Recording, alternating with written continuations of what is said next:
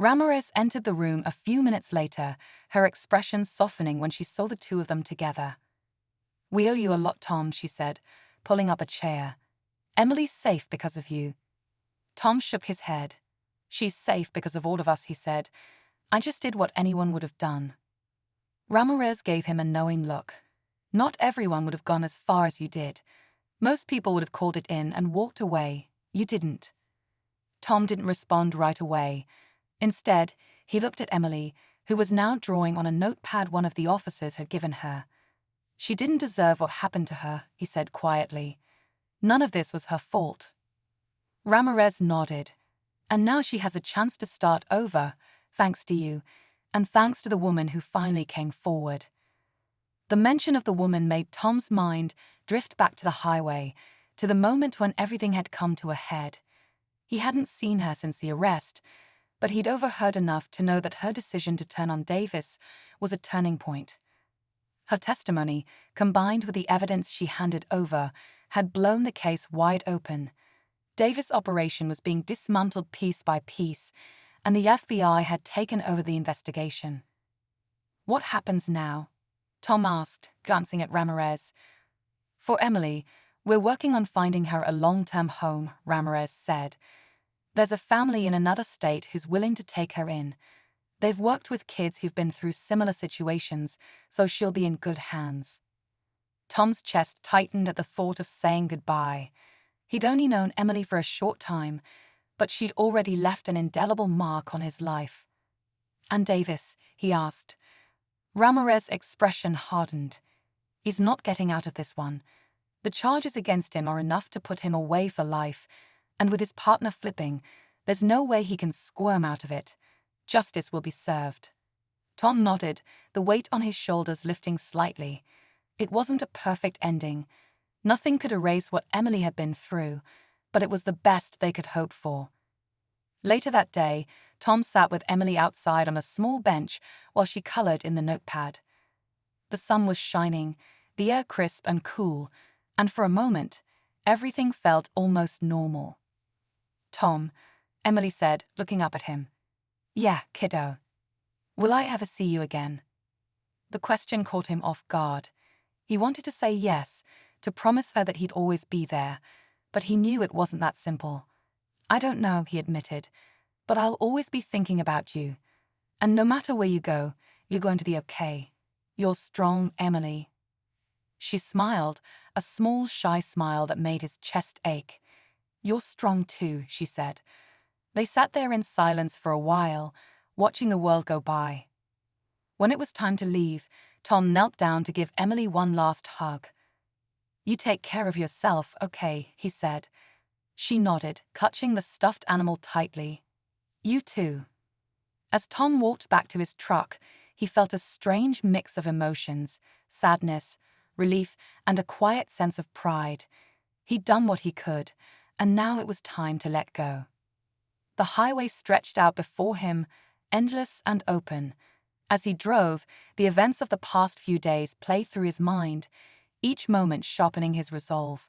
He'd stumbled into something far bigger than he'd ever imagined, but he'd also seen the difference one person could make. He thought about Emily, about her resilience and courage in the face of unimaginable fear. He thought about the woman who had risked everything to bring down Davis' operation. And he thought about the countless others like them, caught in the shadows, waiting for someone to step into the light. Tom didn't know where the road would take him next, but he knew one thing for certain: he wasn't the same man who had started this journey. And as the miles rolled on, he felt a quiet determination growing within him. A promise to himself that, if the need ever arose again, he wouldn't hesitate to act. The sun dipped low on the horizon, painting the sky in shades of orange and gold. Tom smiled faintly, his hands steady on the wheel. He wasn't looking for trouble, but if it found him, he'd be ready. After all, the road always had a way of leading him to where he needed to be. The call had confirmed his worst fears. This wasn't over. Davis wasn't just some criminal fleeing the scene. He was calculated, relentless, and willing to make things personal. For a moment, Tom considered calling Ramirez back, but something stopped him. What would he even say? that Davis had called to rattle him, that he had some vague, unshakable sense of impending doom. Ramirez and her team were already stretched thin chasing Davis, and they had Emily to protect. Tom couldn't bear the thought of taking resources away from her safety. He glanced at the clock on the dashboard. It was nearing 2 a.m., but he knew there was no chance he'd be getting any sleep. Instead, he decided to move. Staying in one place felt too vulnerable, especially with Davis potentially tracking him.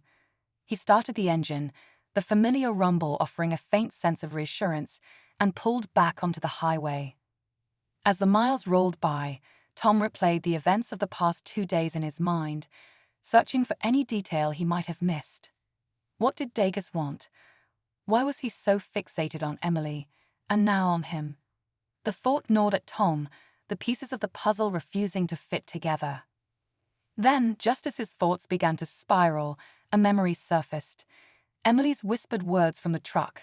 He has something he doesn't want anyone to find out.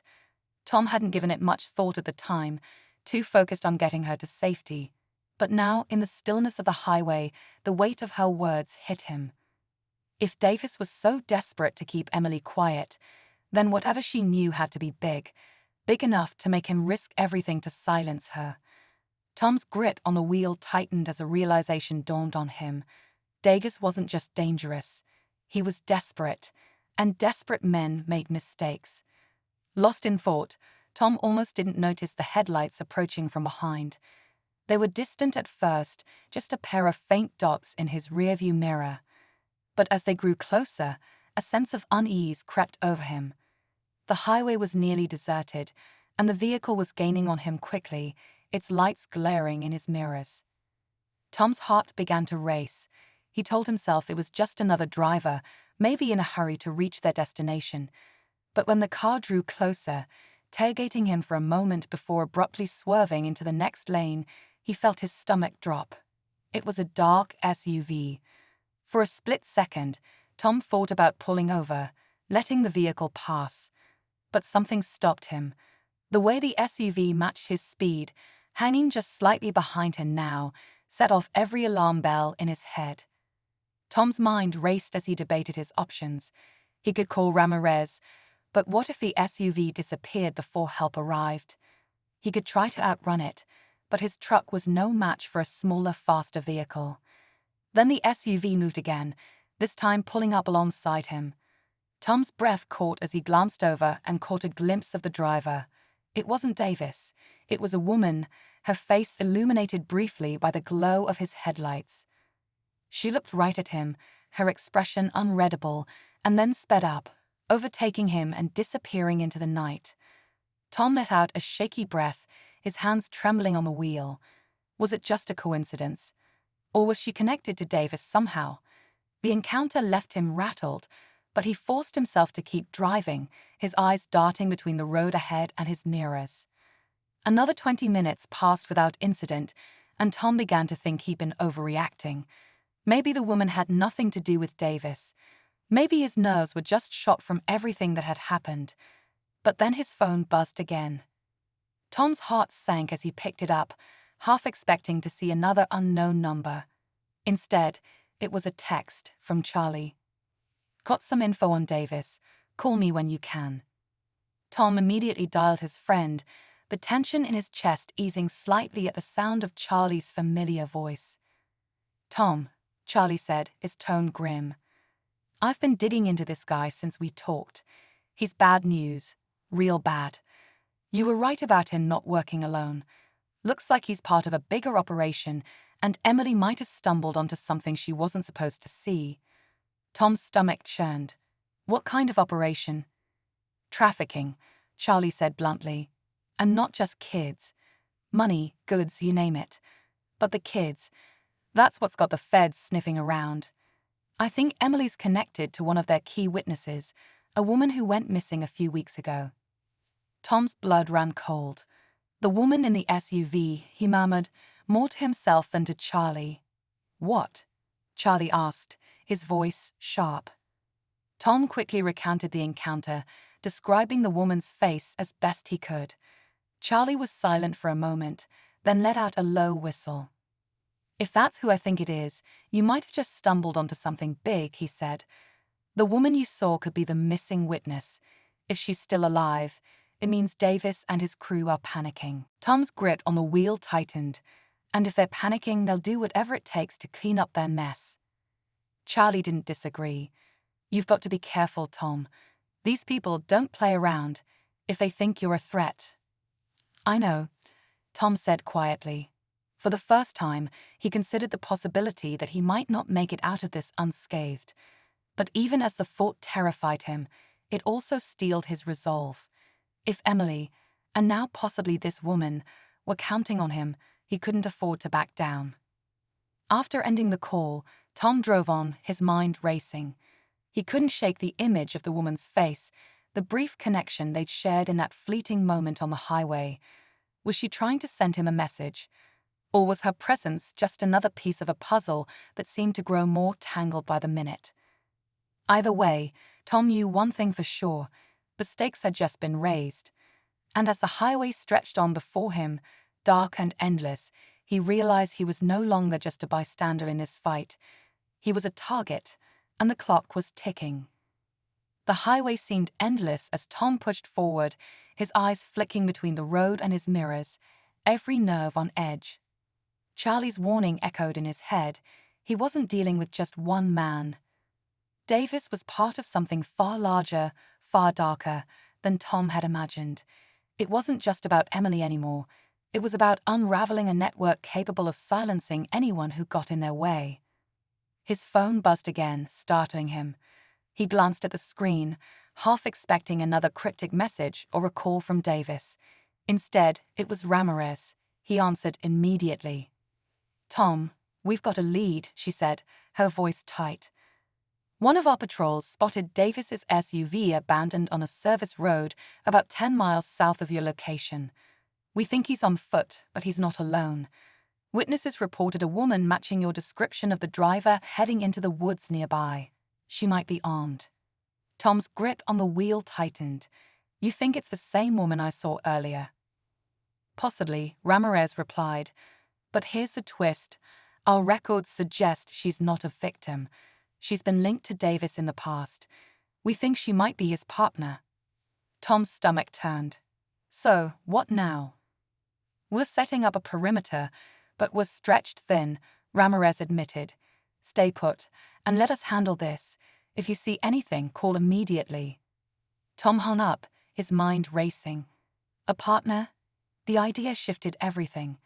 Was the woman in the SUV trying to warn him, or was she leading him into a trap? He felt like a pawn in a game where every move was a gamble. As the miles rolled on, he spotted a flashing hazard light up ahead. Pulling over cautiously, he saw a small car parked on the shoulder, its hood propped open. A figure stood beside it, waving. His pulse quickened when he realized it was her, the woman from the SUV.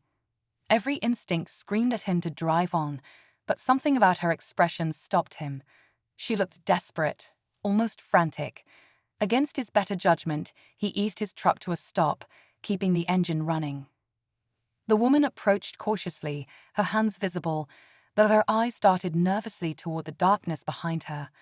"Please," he said, her voice trembling. "I need help. He's coming." Tom didn't know whether to trust her. "Who's coming?" "Davis," she whispered, glancing over her shoulder. "I left him back there, but he won't stop. He knows what I've done." Tom's jaw tightened. "What did you do?" She hesitated, her eyes filling with tears. "I've been helping him, for years, but I couldn't anymore. Not after what he did to Emily's family. He made it look like an accident, but it wasn't. He killed them because they were going to the police. And Emily, she saw everything." The air seemed to leave Tom's lungs. Emily's nightmares, her fear, her cryptic warnings, they all made sense now. She wasn't just running from Davis, she was running from the memory of what he'd done. Before Tom could respond, a sudden rustling in the nearby trees snapped his attention to the woods. The woman stiffened, her breath hitching. "He's here," she whispered. Tom reached for his phone, but before he could dial, Davis emerged from the shadows, a gun glinting in his hand. His face was calm, almost smug, as if he'd already won. "Step away from the truck," Davis ordered, his voice steady. "Both of you." Tom's heart raced as he assessed the situation. The woman was visibly shaking, her hands raised in surrender. Davis's grip on the gun was firm, his eyes cold and focused. "You don't have to do this," Tom said, his voice steady despite the fear coursing through him. Davis smirked. "You don't get it, do you? This isn't about what I want. It's about tying up loose ends." The woman stepped forward, her voice trembling. "Mark, please, you don't have to do this. We can disappear. Start over." Davis's expression darkened. "You betrayed me," he spat. "There's no starting over. There have been reports of suspicious activity, particularly involving minors, but nothing concrete enough to stick. Emily's case might change that." Tom felt a surge of anger. So he's been out there, doing God knows what, and no one's stopped him. "We're doing everything we can," Ramirez said firmly. "But we're up against a system that requires hard evidence. That's why Emily's safety is our top priority right now. She's in protective custody, and we're working with child services to ensure she's in a safe environment." Tom let out a shaky breath, trying to process the information. "Does she have family? Someone who can take care of her?" "We're looking into it," Ramirez said. "But so far, we haven't been able to locate any immediate relatives. Emily hasn't given us much to go on." Tom clenched his jaw. He could hear the frustration in Ramirez's voice, but it didn't make him feel any better. "What about Davis? If he's as dangerous as you think, what's stopping him from coming after her?" "We're monitoring the situation closely," Ramirez assured him. "But that's why we need people like you to stay vigilant. If you see or hear anything unusual, let us know immediately." Tom promised he would, though it felt like a small comfort. After ending the call, he sat in silence, the weight of what he'd learned pressing down on him. As the day wore on, Tom couldn't shake the feeling that Davis wasn't the type to give up easily. He thought about Emily's words again, "Hell come after me." The thought chilled him to the core. Later that evening, Tom pulled into another truck stop, his nerves still on edge. As he sat in his cab, watching the comings and goings of other travelers, he noticed something or someone that made his blood run cold. Parked a few rows away was a dark SUV, eerily similar to the one from the night before. Tom's heart began to race as he studied the vehicle, trying to make out the driver. The windows were tinted, and whoever was inside didn't seem to be in any hurry to get out. Tom's first instinct was to call Ramirez, but he hesitated. What if he was wrong? What if it was just a coincidence? But as he watched, the SUV's door opened, and a man stepped out. It was him. Tom's stomach twisted as he recognized Davis, his broad shoulders and calculating demeanor unmistakable. The man glanced around the lot, his movements casual but purposeful. He didn't appear to notice Tom's truck, but his presence alone was enough to send Tom's pulse racing. Davis lingered by the SUV for a moment, then began walking toward the main building. Tom reached for his phone, his hands shaking as he dialed Ramirez's number. "Officer Ramirez," she answered. "It's Tom," he said quickly. "I think I found him. Davis, he's here." Ramirez's voice sharpened. "Where are you?" Tom gave her the location, his eyes never leaving Davis as he disappeared into the truck stop. "What do I do?" he asked, his voice low but urgent. "Stay where you are," Ramirez instructed. "Do not approach him. We're sending units your way." Tom agreed, though every instinct in his body screamed at him to act. He didn't know what Davis was doing here, but he knew it couldn't be good. As he sat waiting for the police, a new thought struck him. What if Davis wasn't just here by chance? What if he was following him? Tom's pulse hammered as he slouched lower in his seat, keeping his eyes fixed on the truck stop's main entrance. Mark Davis had vanished inside, but Tom couldn't shake the feeling that every second counted. His mind raced with questions. Why was Davis here? Was he tracking Emily? Or, worse, was he looking for someone else? The minutes crawled by like hours as Tom waited for the police. He fought the urge to act, knowing that any move could tip Davis off and make things worse. Still, every fiber of his being screamed at him to do something, anything, to stop whatever was about to happen. A faint buzz from his phone broke through the tension. It was Officer Ramirez. "We're about 5 minutes out," she said, her voice steady but urgent. "Have you seen any sign of him leaving?" "Not yet," Tom whispered, his eyes darting back to the building. "He went inside, but I don't know what he's doing. You need to hurry." "We're moving as fast as we can," Ramirez assured him. "Just stay put and keep an eye on the entrance." Tom ended the call and gripped the steering wheel tightly, his knuckles white. He scanned the lot, searching for anything out of place. The other truckers and travelers seemed oblivious, going about their business as if nothing was wrong. Then, the door to the building swung open and Davis emerged. Tom's breath caught as he watched the man stride purposefully back toward the SUV. Davis had a duffel bag slung over one shoulder, his movements calm and deliberate. Whatever he was up to, he wasn't in a rush. But that made Tom even more uneasy. Tom glanced at Emily, who was now huddled in the back seat of the patrol car, clutching a blanket one of the officers had given her. Her wide, haunted eyes stared out at him, and he felt a pang of guilt. He wished he could do more to ease her fear, but he also knew this was far from over. As the officers prepared to leave, one of them turned back to Tom. "You've got a good instinct," he said. "Not everyone would have stopped like you did. You might have just saved her life." Tom nodded, but the words didn't bring him much comfort. As the patrol car disappeared down the highway, taking Emily with it, he couldn't shake the feeling that the danger wasn't gone. The man in the SUV might have driven off, but something told Tom he wasn't the type to give up easily.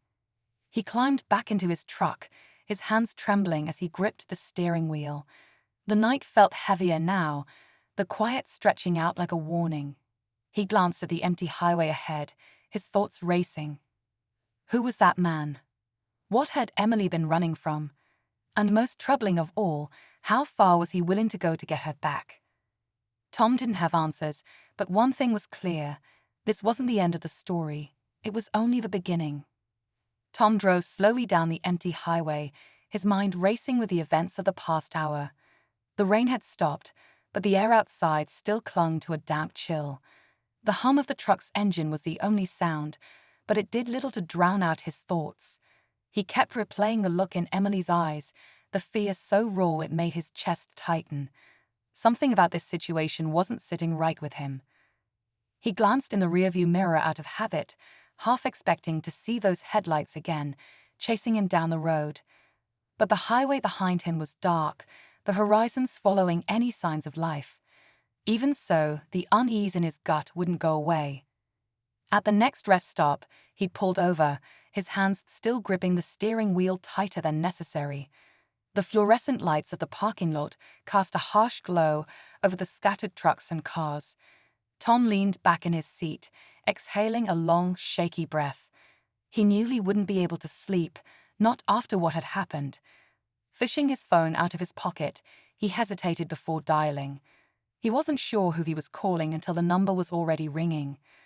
On the third ring, a familiar voice answered. "Tom, it's late. Everything okay?" It was Charlie, an old friend and fellow trucker who had retired a few years back. Charlie had a way of calming Tom down, no matter how rough things got. "Not really," Tom admitted, running a hand through his hair. "Something happened tonight. I'm not even sure where to start." He recounted the night's events, from spotting Emily on the highway to the confrontation with the man in the SUV. Charlie listened silently, only breaking in with a quiet or "go on" when Tom paused. When Tom finished, Charlie let out a low whistle. "That's a mess, all right. You're sure the cops got her to safety?" "Yeah," Tom said, though the memory of Emily's fearful eyes as she was taken away still lingered. "But I can't shake the feeling that guy's not done. And the way she talked about him, I don't know, Charlie. Something's off." Charlie was quiet for a moment. "You think the cops will figure it out?" "I hope so. But I can't stop thinking about what she said, how he'd come after her. What if he does? Then you did what you could, Charlie said firmly. You got her to the right people. Now it's their job to make sure she's safe. Tom nodded, even though Charlie couldn't see him. Yeah, you're right. I can't stop thinking about her. She's just a kid, Charlie. Charlie sighed. I get it, buddy. But you can't carry this alone. If that guy's as dangerous as you think, you don't want to go poking around. Let the professionals handle it. Tom agreed, though it felt like a hollow promise. After hanging up, he sat in the silence of his cab, staring out at the flickering rest stop lights. He tried to convince himself to let it go, to focus on his route and leave the rest to the authorities. But something about this didn't feel over. A few hours later, as dawn began to break, Tom's phone buzzed with an unknown number. He answered cautiously, his heart skipping a beat when he heard the voice on the other end. Mr. Carson, this is Officer Ramirez. We spoke briefly last night. Tom sat up straighter. Yeah, I remember. Is everything okay? Is Emily all right? She's safe, Ramirez said, though her tone carried a weight that made Tom's stomach twist. But we wanted to follow up with you. The man you described, the one in the SUV, we believe we've identified him. Tom's pulse quickened. Who is he? Ramirez hesitated before answering. His name is Mark Davis. He's been under investigation for some time, but we haven't been able to bring charges against him. The hum of a diesel engine filled the crisp night air as Tom Carson navigated his 18-wheeler down a quiet stretch of highway. The road was slick from a recent rain, the streetlights casting long, ghostly reflections on the asphalt. Tom, a seasoned truck driver with over 2 decades of experience, had seen his fair share of oddities during late-night hauls, but tonight felt different, an unsettling kind of different. He adjusted his rearview mirror, the faint glow of his dashboard lights illuminating his weathered face. The CB radio crackled intermittently, offering occasional bursts of static and the occasional chatter from other drivers. Most of them were miles away, discussing mundane things like rest stops and traffic conditions. For Tom, the road ahead was all that mattered. Just another lonely night hauling cargo to its destination. Also, he thought. It was just after midnight when he spotted her. At first, it didn't make sense. A tiny figure on the shoulder of the highway, illuminated briefly by his headlights. Tom's brow furrowed, his instincts immediately on high alert. Slowing his rig, he squinted through the rain-speckled windshield to get a better look. A little girl, no older than 7 or 8, was standing alone by the roadside, her arms wrapped tightly around herself for warmth. She was shivering, wearing what looked like pajamas completely unsuitable for the cold. Tom's heart raced. This wasn't just unusual, it was alarming. Kids didn't just wander highways at night. Something was wrong. He quickly pulled over, the hiss of the air brakes cutting through the quiet. Grabbing his flashlight, he stepped out of the cab, the chill of the night biting through his flannel jacket. The girl didn't run or even flinch as he approached, but her wide eyes, filled with fear and exhaustion, stopped him in his tracks. Hey there, Tom said gently, keeping his distance. Are you okay? What are you doing out here? The little girl didn't answer immediately. Her lips trembled, and tears streaked her dirt-smudged face. Finally, in a voice so faint he almost didn't hear it, she whispered, Please, don't let him find me. Tom froze, the weight of her words sinking in like a lead weight. Who was she talking about? His mind raced with questions, but he knew one thing for certain. This child needed help, and fast. His hand instinctively went to his pocket, fumbling for his phone to dial 911. Before he could make the call, the girl grabbed his sleeve with surprising strength, a small hand cold and trembling. You can't call them, she said, her voice panicked now. He'll know. He'll come after me. Tom's pulse quickened. He crouched down to her level, his voice firm but calm. Listen, kiddo, you're safe with me. But I need to know, who's going to come after you? What happened? She looked over her shoulder, as if expecting someone to emerge from the shadows at any moment. "It's him," she said, barely audible. "I ran away. He's bad." Tom's gut twisted. He didn't need to hear the details to know this was serious. Whoever she was running from wasn't far behind, and if he didn't act quickly, this could end very badly. The highway stretched out in both directions, deserted but for the faint hum of a distant engine. Time was running out. With trembling fingers, Tom pressed the emergency number into his phone, keeping a protective arm around the little girl. He didn't know the full story yet, but he didn't have to. Whatever secrets this child held, whatever dangers she was fleeing from, he was determined to keep her safe. The dispatcher's voice crackled to life on the other end of the line, and Tom began explaining the situation. But before he could finish, the girl tugged on his jacket again, her wide, terrified eyes locking with his. "It's too late," she whispered. Tom turned sharply, the faint glow of headlights appearing in the distance. Someone was coming. Tom's breath hitched as he saw the headlights growing closer, the faint rumble of an engine cutting through the stillness of the night. His instincts screamed at him to act, but he wasn't sure how. Protecting this little girl was his only priority now, but the how wasn't clear. Her terrified whisper echoed in his ears, "It's too late." He stood, placing himself between her and the approaching vehicle, his flashlight beam flickering across the wet asphalt. The girl clung to his jacket tightly, her small frame trembling against the cold night air. "Stay behind me," he said firmly, his voice low but steady. The vehicle slowed as it neared, and Tom's grip on the flashlight tightened. His mind raced through possibilities. Was this the him she had mentioned? Was it someone who could help? The truck, a dark SUV, came to a stop a few feet away. The engine idled, the headlights casting an almost blinding glare. As Davis approached his vehicle, he paused, his eyes scanning the parking lot. Tom shrank lower in his seat, praying he wouldn't be noticed. For a moment, it felt as though Davis's gaze lingered on Tom's truck, but then he moved on, unlocking the SUV and tossing the bag inside. Tom's heart pounded as he debated what to do. Should he follow Davis if he left? Stay put and wait for the police? Every option felt like a gamble. Just as Davis climbed into the driver's seat, the distant wail of sirens cut through the night.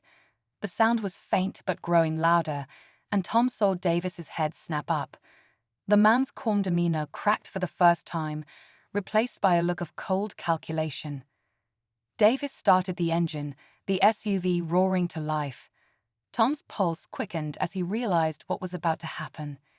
"He's leaving," Tom muttered to himself, fumbling for his phone. He quickly dialed Ramirez again. "He's on the move," Tom said as soon as she answered. He heard the sirens and took off. "Which direction?" Ramirez asked sharply. Tom described that SUV's path as best he could, his eyes glued to the taillights disappearing into the distance. "Do you want me to follow him?" he asked, his voice tight with urgency. "No," Ramirez said firmly. "Stay where you are. We've got units converging on the area. We'll intercept him." Tom clenched his jaw but complied, his hands gripping the wheels so tightly they ached. He watched the SUV vanish down the highway, his frustration mounting. Every instinct told him to go after Davis, but he knew Ramirez was right. This wasn't his fight. Still, as the sirens drew closer, Tom couldn't shake the feeling that Davis was slipping through their fingers. When the first police cruiser arrived at the truck stop, Tom stepped out of his cab, his nerves frayed but his resolve steady. Ramirez was among the officers who emerged, her expression tense but focused. "Which way did he go?" she asked without preamble. Tom pointed in the direction Davis had fled, relaying everything he'd seen. Ramirez nodded, quickly radarring the information to her team. "We'll track him down," she said, her tone confident but clipped. As the officers fanned out, Ramirez stayed behind for a moment, her sharp gaze fixed on Tom. "You did good calling this in," she said. "But you need to be careful. If Davis is targeting you, or thinks you're a threat, he won't hesitate to retaliate." Tom swallowed hard. the weight of her words sinking in. You think he knows who I am? It's possible, Ramirez admitted, but right now, our priority is finding him before he can do any more damage. Tom nodded, though the knot in his stomach only tightened. He watched as Ramirez and the other officers sped off, their lights cutting through the darkness. The truck stop felt eerily quiet in their absence, the faint hum of engines and murmured conversations doing little to dispel the tension. Tom climbed back into his cab, locking the doors and double-checking his mirrors. As the hours dragged on, he couldn't help but wonder what Davis' next move would be, and whether Emily was truly safe. Every shadow seemed to stretch longer, every sound sharper, as if the night itself was conspiring to keep him on edge. And then, just as he began to think the worst was over, his phone buzzed again. The number was unfamiliar, but something told him to answer. He hesitated for only a moment before pressing the button. "Hello," he said cautiously. There was a pause on the other end, followed by a voice he didn't recognize. It was low, calm, and unsettlingly composed. "Mr. Carson," the voice said, "you've been busy tonight." Tom's blood ran cold. He didn't need to ask who it was. "What do you want?" Tom demanded, his voice trembling despite his best efforts to stay calm. The man chuckled softly, the sound sending a chill down Tom's spine. "You've made things inconvenient for me," Davis said, "but you should know, this isn't over. Not by a long shot." Tom gripped the phone tightly, his jaw clenching. "You stay away from that girl. Do you hear me? She's under police protection now." Davis's tone remained unnervingly calm. "Protection," he repeated, almost mockingly. "You think that's enough to stop me?" Tom's heart pounded as Davis's words sank in. He felt an overwhelming sense of dread, knowing this wasn't just a threat, it was a promise. "You'll regret getting involved," Davis said, his voice dropping to a menacing whisper. "People like you always do." The line went dead, leaving Tom in a silence that felt deafening. He stared at the phone in his hand, his mind racing. Davis knew who he was. He knew how to find him. Tom set the phone down and took a shaky breath, his resolve hardening. He didn't know how this would end, but one thing was certain, he couldn't back down now. Tom sat frozen in his truck, staring at the darkened highway beyond the windshield.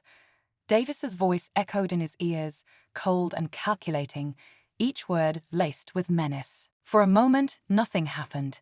Then, the driver's door creaked open, and a man stepped out. He was tall, broad-shouldered, and dressed in dark clothing that seemed to melt into the shadows. He took a few steps forward, his face partially obscured by the glare. "You are right there," the man called out, his voice casual but carrying a certain edge. Tom didn't move, his protective stance unwavering. "Yeah, we're fine," he replied, his tone carefully neutral. "Just helping this kid. She looked lost." The man's gaze shifted to the little girl, who was now gripping Tom's sleeve so tightly her knuckles were white. Her reaction wasn't lost on Tom. He could feel the tremor in her hand grow stronger. "That's so." The man tilted his head slightly, his voice calm but unnervingly measured. "You know, I think she might belong to me. She's been missing for a bit." Tom's chest tightened. The girl's earlier words rang in his mind. "He's bad." Her reaction now left little doubt in his mind that this was the person she was running from. He glanced down at her, meeting her pleading, tear-filled eyes. "She doesn't look too eager to go with you," Tom said, his voice taking on a firmer edge. "Why don't we let the authorities sort this out?" The man's demeanor shifted almost imperceptibly. His shoulders squared, his tone losing its veneer of politeness. "Look, buddy, I don't know who you think you are, but she's my responsibility. You've done your good deed, now step aside." Tom shook his head, his hand slipping into his pocket to check if the dispatcher was still on the line. He spoke quickly and quietly into the phone, hoping the man wouldn't notice. "We've got a situation here," he muttered, giving his location to the operator as best he could. The man took another step closer, his posture more threatening now. "You really want to make this harder than it has to be?" The girl whimpered behind Tom, her small frame shaking uncontrollably. Tom held his ground, his heart pounding in his chest. He wasn't a fighter by nature, but something deep inside him, an instinct to protect, kept him rooted in place. "I don't know who you are," Tom said, his voice low but steady, "but this girl doesn't feel safe with you. So until the cops get here, she's staying right where she is." The man's jaw tightened, and for a moment, Tom thought he might lunge at him. But then the faint sound of distant sirens cut through the air, growing louder with each passing second. The man's eyes flicked toward the sound, his expression darkening. He hesitated, then took a step back, his hands raised slightly in a show of mock surrender. "All right, have it your way," he said, his voice dripping with contempt. "But don't think this is over." With that, he turned and strode back to the SUV, slamming the door shut. The tires screeched as he sped off into the darkness, the taillights disappearing as quickly as they come. Tom let out a breath he hadn't realized he was holding, his knees suddenly feeling weak. He crouched down beside the girl, placing a reassuring hand on her shoulder. "It's okay now," he said softly. "The cops are on their way. You're safe." But the girl didn't look relieved. If anything, her fear seemed to deepen. She looked up at Tom with wide, tear-filled eyes. "You don't understand," she whispered. "He's not going to stop. He'll come back." Tom's stomach churned at her words. What kind of person was this man? And what had this little girl been through? The sound of sirens grew louder, and within moments, a patrol car pulled up beside them. 2 officers stepped out, their faces serious but calm. Tom quickly explained what had happened, doing his best to relay everything he knew without overwhelming them, or the girl. One of the officers knelt beside the child, speaking to her in a soft, soothing voice. But the girl's answers were hesitant, fragmented. She was clearly terrified, and Tom could see she was struggling to trust anyone, even those who were there to help. "She says her name is Emily," the officer told Tom after a few minutes. "But she's not giving us much else. Do you know anything more?" Tom shook his head. "She just said she ran away from someone bad. That guy who showed up. I think it was him. She was terrified of him." The officer nodded, her expression grim. "We'll take her back to the station and try to get more information. In the meantime, we'll put out an alert for the vehicle you described. If he's who we think he is, he's already on our radar." Tom's stomach tightened at the implication. "Who you think he is? You know this guy?" The officer hesitated, then gave a curt nod. "We had some reports recently, nothing confirmed, but enough to make us concerned. He's been seen around town, acting suspicious. If this is connected, well, let's just say you did the right thing by stepping in."